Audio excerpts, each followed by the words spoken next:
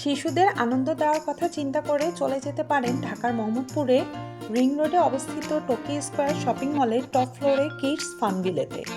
জনপ্রতি মাত্র 50 টাকা দিয়ে এন্ট্রি টিকিট কিনে আনলিমিটেড সময় কাটাতে পারবেন আন্তর্জাতিক মানের এই ইনডোর গেম জোনটিতে।